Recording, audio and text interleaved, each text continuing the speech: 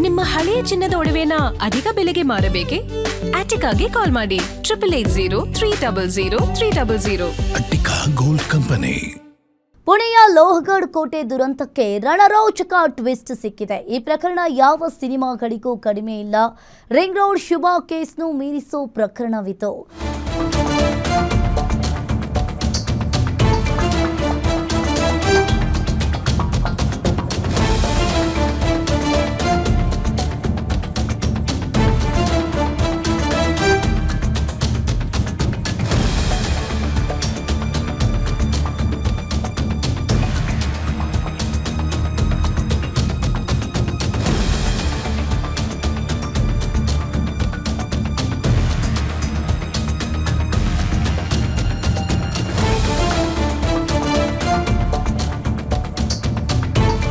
ಪುಣೆಯ ಲೋಹಗಢ್ ಕೋಟೆ ದುರಂತಕ್ಕೆ ರಣರೋಚಕ ಟ್ವಿಸ್ಟ್ ಸಿಕ್ಕಿದೆ.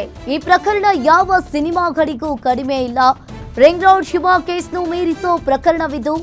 ಬಾವಿ ಪತಿಯನ್ನ ಕೊಂದಾಕೆ ಏನೆಲ್ಲ ಡ್ರಾಮಾ ಮಾಡಿದ್ಲು ಗೊತ್ತಾ? ಬಾವಿ ಪತಿಯನ್ನ ಕೊಲ್ಲೋಕೆ ಆಕೆ ಮಾಡಿದ್ದು ರೊಮ್ಯಾಂಟಿಕ್ ಸಂಚು. ಪ್ರಪಾತಕ್ಕೆ ತಳ್ಳಿ ಇಲ್ಲೇ ಎಲ್ಲೋ ಇದ್ದೀಯಾ ಎಂದಿದ್ಯಾಕೆ ಸಿಯಾ? ಗ್ಯಾರಂಟಿ ನ್ಯೂಸ್ನಲ್ಲಿ ಕೇತನ್ ಹಂತಕಿಯ ರಣರೋಚಕ ಸುದ್ದಿ. ಪುಣೆಯ ಲೋಹಗಢ್ ಕೋಟೆ ದುರಂತಕ್ಕೆ ಈಗ ರಣರೋಚಕ ಟ್ವಿಸ್ಟ್ ಸಿಕ್ಕಿದೆ. ಈ ಪ್ರಕರಣ ಯಾವ ಸಿನಿಮಾಗಳಿಗೂ ಕಡಿಮೆ ಇಲ್ಲ. ಕೇತನ್ ಕೊಲೆಗೂ ಮುನ್ನ ಸಿಯಾ ರೊಮ್ಯಾಂಟಿಕ್ ಆಗಿ ಪೋಸ್ಟ್ ಮಾಡಿದ್ದಾಳೆ. ನನ್ನ ಹೃದಯಕ್ಕೆ ಕೊನೆಗೂ ಒಂದು ಗೂಡು ಸಿಕ್ಕಿದೆ. ಇನ್ಸ್ಟಾದಲ್ಲಿ ರೊಮ್ಯಾಂಟಿಕ್ ಪೋಸ್ಟ್ ಹಾಕಿದ್ದ ಸಿಯಾ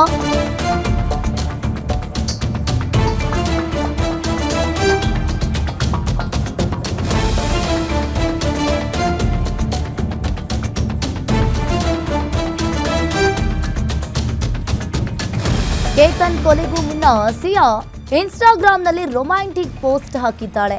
ನನ್ನ ಹೃದಯಕ್ಕೆ ಕೊನೆಗೂ ಒಂದು ಗೂಡ್ ಸಿಕ್ಕಿದೆ. ಇನ್ಸ್ಟಾದಲ್ಲಿ ರೊಮ್ಯಾಂಟಿಕ್ ಪೋಸ್ಟ್ ಹಾಕಿದ್ದ ಸಿಯಾ ಬಾವಿ ಪತಿ ಕೇತನ್ಗೂ ಟ್ಯಾಗ್ ಮಾಡಿ ಸಿಯಾ ಬರೆದುಕೊಂಡಿದ್ದಾಳೆ. ಕೊಲೆಗೂ ಮುನ್ನ ಲವ್ಲಿ ಫೋಟೋಗಳನ್ನ ಹಂಚಿಕೊಂಡಿದ್ದ ಸಿಯಾ ಇನ್ನು ಮೇ ತಿಂಗಳಲ್ಲಿ ಕೇತನ್ ತನಗೆ ಹೂವು ನೀಡ್ತಾ ಇರುವ ಪೋಸ್ಟ್ ಅನ್ನ ಹಾಕಿದ್ಲು. ಮೇ 19ರಂದು ತನ್ನ ಹುಟ್ಟುಹಬ್ಬದ ಕೌಂಟ್ ಡೌನ್ ಅಂತ ಹೇಳಿ ಸಿಯಾ ಬರೆದುಕೊಂಡಿದ್ದಾಳೆ. ಕೇತನ್ ಜೊತೆ ರೊಮ್ಯಾಂಟಿಕ್ ಹಾಡಿಗೆ ಡ್ಯಾನ್ಸ್ ಕೂಡ ಮಾಡಿದ್ಲು. ಆ ಡ್ಯಾನ್ಸ್ ಮಾಡಿದ್ದ ವಿಡಿಯೋ ಶೇರ್ ಮಾಡಿ ಈ ಪೋಸ್ಟ್ ಹಾಕಿದ ಕೇವಲ ಒಂದೇ ತಿಂಗಳಲ್ಲಿ ಕೇತನ್ ಕೊಲೆಯಾಗಿದೆ. ಜೂನ್ 18ರಂದು ತನ್ನ ಹುಟ್ಟುಹಬ್ಬಕ್ಕೆ ಒಂದು ದಿನ ಮುಂಚೆಯೇ ಬಾವಿ ಪತಿ ಹತ್ಯೆಯಾಗಿದೆ. ಲೋಹಗಢ್ ಕೋಟೆಯಿಂದ ತಳ್ಳಿ ಕೊಲೆ ಮಾಡಿದ ಸಿಯಾ ಸುಂದರ ಪೋಸ್ಟ್ ಹಾಕಿ ಬಾವಿ ಪತಿಯನ್ನೇ ಮುಗಿಸಿದ ಸಿಯಾ ಪ್ರೇಮಿ ಚೇತನ್ ಜೊತೆ ಸೇರಿ ಲೋಹಗಢ್ ಕೋಟೆಯಲ್ಲಿ ಕೇತನ್ ಕೊಲೆಯಾಗಿದೆ. ಇನ್ನು ಒಂದು ರೀತಿಯಾಗಿ ಕೇತನ್ ಕೊಲೆಗೂ ಮುನ್ನ ಸಿಯಾ ಒಂದು ರೊಮ್ಯಾಂಟಿಕ್ ಪೋಸ್ಟ್ ಅನ್ನ ಹಾಕಿದ್ದಾಳೆ ತನ್ನ ಇನ್ಸ್ಟಾಗ್ರಾಂನಲ್ಲಿ. ನನ್ನ ಹೃದಯಕ್ಕೆ ಕೊನೆಗೂ ಕೂಡ ಒಂದು ಗೂಡ್ ಸಿಕ್ಕಿದೆ. ಇನ್ಸ್ಟಾದಲ್ಲಿ ರೊಮ್ಯಾಂಟಿಕ್ ಪೋಸ್ಟ್ ಹಾಕಿದ್ದ ಸಿಯಾ ಇನ್ನು ಬಾವಿ ಪತಿ ಕೇತನ್ಗೂ ಕೂಡ ಟ್ಯಾಗ್ ಮಾಡಿ ಆಕೆ ಬರೆದುಕೊಂಡಿದ್ದಾಳೆ. ಮೇ ತಿಂಗಳಲ್ಲಿ ಪೋಸ್ಟ್ನಲ್ಲಿ ಕೇತನ್ ತನಗೆ ಹೂ ನೀಡ್ತಾ ಇರುವುದು ಪೋಸ್ಟ್ ಕೂಡ ಹಾಕಿದ್ಲು. ಮೇ 19 ತನ್ನ ಹುಟ್ಟುಹಬ್ಬದ ಕೌಂಟ್ ಡೌನ್ ಅಂತ ಹೇಳಿ ಸಿಯಾ ಬರೆದುಕೊಂಡಿದ್ದಾಳೆ. ಕೇತನ್ ಜೊತೆ ರೊಮ್ಯಾಂಟಿಕ್ ಹಾಡಿಗೆ ಆಕೆ ಡ್ಯಾನ್ಸ್ ಮಾಡಿದ್ದ ವಿಡಿಯೋ ಕೂಡ ತನ್ನ ಇನ್ಸ್ಟಾಗ್ರಾಂನಲ್ಲಿ ಆಕೆ ಶೇರ್ ಮಾಡ್ಕೊಂಡಿದ್ಲು. ಜೂನ್ 18ರಂದು ತನ್ನ ಹುಟ್ಟುಹಬ್ಬಕ್ಕೆ ಒಂದು ದಿನ ಮುಂಚೆ ಹತ್ಯೆಯಾಗಿದೆ. ಲೋಹಗಢ್ ಕೋಟೆಯಿಂದ ತಳ್ಳಿ ಕೊಲೆ ಮಾಡಿದ್ದ ಸಿಯಾ ಅನ್ನೋದು ಈಗ ಮಾಹಿತಿ ಬೆಳಕಿಗೆ ಬರ್ತಾ ಇರುವಂತದ್ದು.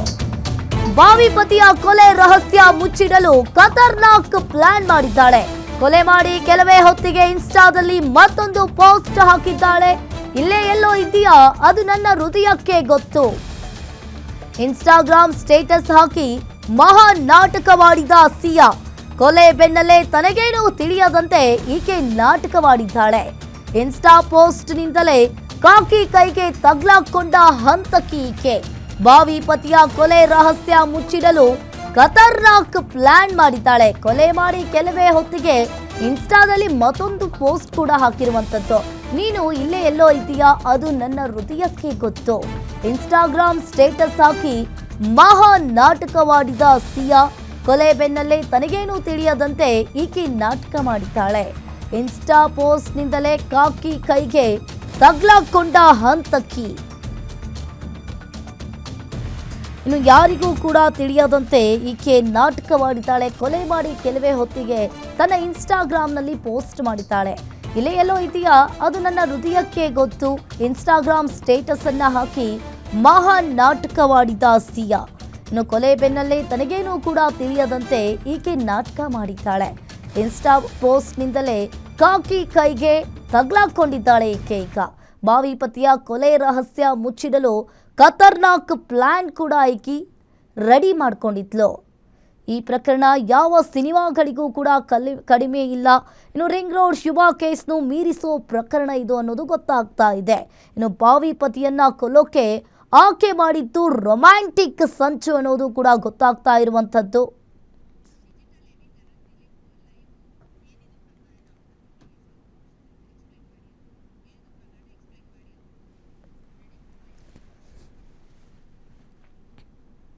ಈ ಬಗ್ಗೆ ಹೆಚ್ಚಿನ ಡೀಟೇಲ್ಸ್ ಅನ್ನ ನೀಡ್ತಾರೆ ಡಿಜಿಟಲ್ ಎಡಿಟರ್ ದಿಲೀಪ್. ಲೈವ್ ಸಂಪರ್ಕದಲ್ಲಿ ಜಾಯ್ನ್ ಆಗಿದ್ದಾರೆ. ದಿಲೀಪ್, ಈಗ ಏನಿದು ಪ್ರಕರಣ, ಏನಿದೆ ಇದ್ರ ಬಗ್ಗೆ ಹೆಚ್ಚಿನ ಡೀಟೇಲ್ಸ್? ಅಂಕಿತಾ, ಏನೊಂದು ಈ ಪ್ರಕರಣ ಏನಿದೆ, ಈ ಪ್ರಕರಣ ಆರಂಭ ಆಗೋದು ಇದೇ ವರ್ಷ ಜನವರಿನಲ್ಲಿ. ಅಂದರೆ ಈ ವರ್ಷ ಜನವರಿನಲ್ಲಿ ಏನಾಗುತ್ತೆ, ಈ ಚೇತನ್ ಮತ್ತು ಸಿಯಾ ಯಾರು ಇರ್ತಾರೆ ಅವರಿಬ್ಬರೂ ಪರಸ್ಪರ ಪ್ರೀತಿಗೆ ಬೀಳ್ತಾರೆ. ಪುಣೆನಲ್ಲಿ ಒಂದು ಬೇಕ್ರಿನ ನಡೆಸ್ತಾ ಇರ್ತಾಳೆ ಸಿಯಾ ಗೋಯಲ್. ಇದೇ ಸಂದರ್ಭದಲ್ಲಿ ಡ್ರೈ ಫ್ರೂಟ್ ಬಿಸ್ನೆಸ್ನ ಚೇತನ್ ನಡೆಸ್ತಾ ಇರ್ತಾನೆ. ಅವರಿಬ್ಬರ ಮಧ್ಯೆ ಪ್ರೀತಿ ಆಗುತ್ತೆ. ಆದರೆ ನಂತರದ ತಿಂಗಳಲ್ಲಿ ಅಂದರೆ ಫೆಬ್ರವರಿನಲ್ಲೇನೆ ಸಿಯಾಗೆ ಕೇತನ್ ಅಗರ್ವಾಲ್ ಎಂಬಾತನ ಜೊತೆ ಎಂಗೇಜ್ಮೆಂಟ್ ಆಗುತ್ತೆ. ಕೇತನ್ ಅಗರ್ವಾಲ್ ಪುಣೆಯ ಒಬ್ಬ ಅತ್ಯಂತ ದೊಡ್ಡ ಬಿಸ್ನೆಸ್ ಮೆನ್ನ ಮಗ ಆಗಿರ್ತಾರೆ. ಮತ್ತು ಅವರು ಒಂದು ಈ ಎರಡು ಕುಟುಂಬಗಳು ಸೇರಿ ಒಂದು ಐಷಾರಾಮಿ ಮದುವೆಗೆ ಒಂದು ಸಿದ್ಧತೆಯನ್ನು ನಡೆಸಿರ್ತಾರೆ. ಜೈಪುರದಲ್ಲಿ ದೊಡ್ಡ ಪ್ಯಾಲೇಸ್ನ ಬುಕ್ ಮಾಡಿರ್ತಾರೆ, ಪ್ರೈವೇಟ್ ಜೆಟ್ಗಳನ್ನ ಬುಕ್ ಮಾಡಿರ್ತಾರೆ. ಆದರೆ ಈ ಮದುವೆನ ಆದಷ್ಟು ಮುಂದಕ್ಕೆ ಹಾಕಬೇಕು ಅಂತ ಹೇಳ್ಬಿಟ್ಟು ಸಿಯಾ ಪ್ರಯತ್ನ ಪಡ್ತಿರ್ತಾಳೆ. ಸದ್ಯಕ್ಕೆ ಬೇಡ, ನಾನು ಬಿಸ್ನೆಸ್ ನಡೆಸ್ತಾ ಇದ್ದೀನಿ, ಈ ವರ್ಷ ಬೇಡ, ಮುಂದಿನ ವರ್ಷ ಮಾಡಿ ಮದುವೆನ ಅಂತ. ಕೊನೆಗೆ ಎರಡು ಕುಟುಂಬಗಳು ಪರಸ್ಪರ ಕೂತು ಇದೇ ವರ್ಷ ನವಂಬರಲ್ಲಿ ಮದುವೆಯನ್ನು ಫಿಕ್ಸ್ ಮಾಡ್ತಾರೆ. ಅಂದರೆ ಈ ಒಂದು ಎಂಗೇಜ್ಮೆಂಟ್ಗೂ ಮದುವೆಗೂ ಸರಿಸುಮಾರು 8ರಿಂದ 10 ತಿಂಗಳು ಗ್ಯಾಪ್ ಇರುತ್ತೆ. ಇಂಥ ಸಂದರ್ಭದಲ್ಲಿ ಚೇತನ್ನು ಸಿಯಾಗೆ ಪದೇ ಪದೇ ಫೋನ್ ಮಾಡ್ತಾರೆ. ನೀನು ನನ್ನ ಪ್ರೀತಿ ಮಾಡ್ತಿದ್ದೆ, ಹಂಗಿದ್ರು ಕೂಡ ನೀನು ಕೇತನನ್ನು ಒಬ್ಬ ದೊಡ್ಡ ಬಿಸ್ನೆಸ್ ಮ್ಯಾನ್ ಮಗನ ಮದುವೆ ಆಗಕ್ಕೆ ಹೊರಟಿದ್ಯಾ, ಈ ಮೂಲಕ ನೀನು ನನ್ನ ಪ್ರೀತಿಗೆ ದ್ರೋಹ ಮಾಡ್ತಿದ್ಯಾ ಅಂತ ಹೇಳ್ಬಿಟ್ಟು ರಿಯಾಗೆ ಒತ್ತಡ ಇರ್ತಾನೆ ಚೇತನ್. ಈ ಸಂದರ್ಭದಲ್ಲಿ ಸುಮಾರು ಕಳೆದ ಒಂದು 6 ತಿಂಗಳಲ್ಲಿ 2,000ಕ್ಕೂ ಹೆಚ್ಚು ಬಾರಿ ಇಬ್ಬರು ಪರಸ್ಪರ ಫೋನ್ ಕಾಲ್ಗಳಲ್ಲಿ ಮಾತಾಡ್ಕೊಂಡಿದ್ದಾರೆ ಅನ್ನೋ ಡೀಟೇಲ್ಸ್ ಸಿಕ್ಕಿದೆ. ಈ ಒಂದು ಮಾತುಕತೆ ನಡೆಸೋ ಸಂದರ್ಭದಲ್ಲೇನೆ ರಿಯಾ ಮತ್ತು ಚೇತನ್ ಏನಿರ್ತಾರೆ ಅವರಿಬ್ಬರು ಪ್ಲ್ಯಾನ್ ಮಾಡ್ತಾರೆ, ಕೇತನ್ನ ಹೆಂಗಾದ್ರೂ ಮಾಡಿ ಮುಗಿಸ್ಬೇಕು, ನಮ್ಮ ದಾರಿಗೆ ಅಡ್ಡ ನಿಂತಿರೋ ಈತನನ್ನು ಮುಗಿಸ್ಬೇಕು ಅಂತ. ಜೊತೆ ಈ ಮಧ್ಯದಲ್ಲಿ ಆಕೆ ಫ್ಯಾಮಿಲಿಗೂ ಕೂಡ ಹೇಳಿರ್ತಾಳೆ, ನನಗೆ ಈ ಮದುವೆ ಇಷ್ಟ ಇಲ್ಲ ಅಂತ. ಆದರೆ ದೊಡ್ಡ ಬಿಸ್ನೆಸ್ ಮ್ಯಾನ್ ಮಗನ ಜೊತೆ ಮದುವೆ ಆಗ್ತಿರೋದ್ರಿಂದ ಕುಟುಂಬಸ್ಥರು ಕೂಡ ಯಾವುದೇ ಕಾರಣಕ್ಕೂ ಒಪ್ಪಕ್ಕೆ ರೆಡಿ ಇರಲ್ಲ. ಹೀಗಾಗಿ ಮುಗಿಸ್ಲೇಬೇಕು ಅಂತ ತೀರ್ಮಾನ ಮಾಡ್ತಾರೆ. ಮೊದಲಿಗೆ ಏನೊಂದು ಬಾಲಿನಲ್ಲಿ ಪ್ರೀ ವೆಡ್ಡಿಂಗ್ ಶೂಟಿಂಗ್ ಇರುತ್ತೆ. ಈಗ ಆ ಒಂದು ಪ್ರೀ ವೆಡ್ಡಿಂಗ್ ಶೂಟಿಂಗ್ಗೆ ಕೇತನ್ ಮತ್ತು ರಿಯಾ ಹೋಗಬೇಕಾಗಿರುತ್ತೆ. ಆ ಸಂದರ್ಭದಲ್ಲಿ ಏರ್ಪೋರ್ಟಿಗೆ ಬಂದಂಥ ಸಂದರ್ಭದಲ್ಲಿ ನೋಡಿದ್ರೆ ಕೇತನ್ದು ಪಾಸ್ಪೋರ್ಟೇ ಮಿಸ್ ಆಗಿರುತ್ತೆ. ಅಂದರೆ ಕೇತನ್ ಬಳಿ ಇದ್ದಂಥ ಪಾಸ್ಪೋರ್ಟ್ ಏನಿರುತ್ತೆ ಅದನ್ನು ಆಕೆ ಬೇಕಂತ ಕಳೆದಾಕಿರ್ತಾಳೆ. ಹಂಗಾಗಿ ಬಾಲಿಗೆ ಪ್ರೀ ವೆಡ್ಡಿಂಗ್ ಶೂಟ್ಗೆ ಹೋಗೋದೇ ಪ್ಲ್ಯಾನೇ ಕ್ಯಾನ್ಸಲ್ ಆಗುತ್ತೆ.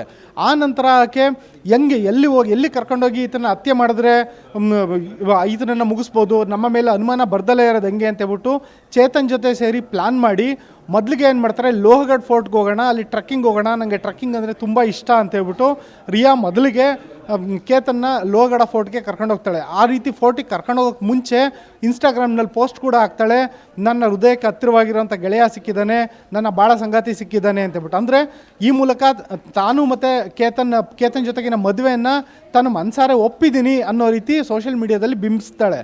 ಕರ್ಕೊಂಡೋದಂಥ ಸಂದರ್ಭದಲ್ಲಿ ಮೊದಲಿಗೆ ಆಕೆನೇ ತಾನೇ ಆತನನ್ನು ಒಂದು ಪ್ರಪಾತಕ್ಕೆ ತಳ್ಳೋ ಅಂತ ಪ್ರಯತ್ನ ಮಾಡ್ತಾಳೆ. ಆದರೆ ಆ ಸಂದರ್ಭದಲ್ಲಿ ಆತ ಬಳ್ಳಿಯನ್ನು ಹಿಡ್ಕೊಂಡು ಮಿಸ್ ಆಗಿಬಿಡ್ತಾನೆ. ಆಗ ಅವಳು ದೊಡ್ಡ ನಾಟಕ ಆಡ್ತಾಳೆ, ಒಂದು ಹಾವು ಬಂದುಬಿಡ್ತು, ಹಾವು ಬಂದು ನನ್ನ ಮೇಲೆ ಎಗರಕ್ಕೆ ಬಂತು, ಹಂಗಾಗಿ ನಾನು ನಿನ್ನ ಮೇಲೆ ಬಿದ್ದೆ, ಹಾಗಾಗಿ ನಿನ್ನ ತಳ್ಳಂಗಾಯಿತು ಅಂತೇಳಿ ಅಂದರೆ ನಂಬಿಸ್ತಾಳೆ ಕೇತನ್ನ. ನಂಬಿಸಿದ ನಂತರ ಅವಳಿಗೆ ಅನಿಸುತ್ತೆ ಇದು ನನ್ನೊಬ್ಬಳ ಕೈಲಿ ಆಗೋ ಅಂಥ ಕೆಲಸ ಅಲ್ಲ ಅಂತ. ಆ ಕಾರಣದಿಂದಾಗಿ ಆಕೆ ಚೇತನ್ನ ನೆರವನ್ನು ಪಡೆಯೋದಕ್ಕೆ ಮುಂದಾಗ್ತಾಳೆ. ಚೇತನ್ ಇದೇ ಜೂನ್ 18ನೇ ತಾರೀಕು ಮತ್ತೆ ಟ್ರೆಕ್ಕಿಂಗ್ಗೆ ಅಂತ ಹೋದಂಥ ಸಂದರ್ಭದಲ್ಲಿ ಚೇತನ್ ಮತ್ತು ರಿಯಾ ಇಬ್ಬರೂ ಸೇರಿ ಕೇತನ್ನ ಒಂದು ಪ್ರಪಾತಕ್ಕೆ ತಳ್ಳಿ ಅವನ್ನ ಕೊಲೆ ಮಾಡ್ತಾರೆ. ಆ ಸಂದರ್ಭದಲ್ಲಿ ಸ್ಥಳದಿಂದ ಚೇತನ್ ಪರಾರಿಯಾಗಿರ್ತಾನೆ. ಪರಾರಿಯಾದ ನಂತರ ಈ ಒಂದು ಕಥೆಯನ್ನು ರಿಯಾ ಕಟ್ಟಕ್ಕೆ ಶುರು ಮಾಡ್ತಾಳೆ. ನಾವಿಬ್ಬರು ಟ್ರೆಕ್ಕಿಂಗ್ ಬಂದಿದ್ವಿ, ಆ ಸಂದರ್ಭದಲ್ಲಿ ಕೇತನ್ ಕಾಲು ಜಾರಿ ಕೆಳಗಡೆ ಬಿದ್ದು ಪ್ರಪಾತಕ್ಕೆ ಬಿದ್ದು ಸಾವನ್ನಪ್ಪಿದ್ರು ಅಂತ ಕಳೆದ ವಾರ ಕೂಡ ಎಲ್ಲ ಮಾಧ್ಯಮಗಳಲ್ಲಿ ಅದೇ ರೀತಿಯಾದಂಥ ಸುದ್ದಿ ಕೂಡ ಆಗಿತ್ತು. ಆ ನಂತರ ಪೊಲೀಸ್ನವ್ರಿಗೆ ಒಂದು ಅನುಮಾನ ಬರುತ್ತೆ, ಏನಂದರೆ ಒಬ್ಬ ಹೂಡಿ ಹಾಕ್ಕೊಂಡಿರೋಂಥ ವ್ಯಕ್ತಿ ಆತ ಈ ಒಂದು ಜೋಡಿ ಏನಿರ್ತಾರೆ ಅವ್ರಿಗಿಂತ 20-30 ಮೀಟರ್ ದೂರದಲ್ಲಿ ಆತ ನಡ್ಕೊಂಡು ಬರ್ತಿರೋದು, ಇವ್ರನ್ನೇ ಫಾಲೋ ಮಾಡ್ತಿರೋದು ಗಮನಕ್ಕೆ ಬರುತ್ತೆ. ಪೊಲೀಸ್ನವ್ರಿಗೆ ಇನ್ನೊಂದು ಅನುಮಾನ ಬರೋದು, 33 ಡಿಗ್ರಿ ತಾಪಮಾನ ಇದೆ ಪುಣೆನಲ್ಲಿ, ಬಿಸಿ ಗಾಳಿ ಇದೆ, ಇಂಥ ಸಂದರ್ಭದಲ್ಲಿ ಯಾರು ಹೂಡಿ ಹಾಕ್ಕೊತಾರೆ ಅಂತ. ಜೊತೆಗೆ ಆತ ಹೂಡಿ ಮೇಲೆ ಹೆಡ್ಫೋನ್ ಕೂಡ ಧರಿಸಿರ್ತಾನೆ. ಈತನ ಬೆನ್ನು ಬೀಳ್ತಾರೆ, ಈತ ಯಾರು ಅಂತ ಪತ್ತೆ ಮಾಡ್ತಾರೆ. ಆತ ಸೋಷಿಯಲ್ ಮೀಡಿಯಾದಲ್ಲಿ ಪತ್ತೆ ಮಾಡಿದಾಗ ಆತನ ಹೆಸರು ಚೇತನ್.